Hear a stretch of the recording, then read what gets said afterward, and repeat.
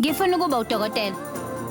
Ngicela ukuthi ungisize, ngingazilungiselela kanjani ngalokho? Ngiyacela. Ufuna ukuba udokotela wena?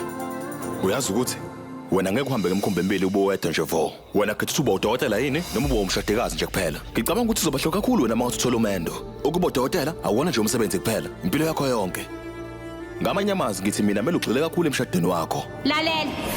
Engathi usuwenza ngokudlulela. Ngempela wena mbotshela baba wakho ukuthi usawufuna inhlobo umshado. Unasibini salokho?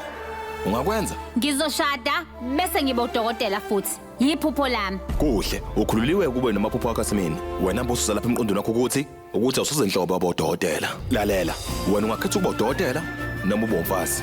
Ngikunika inselelo. Inselelo? Yebo. Ngiyayamkela. Hayi ukuthi ngizoshada kuphela, ngizoba udokotela futhi.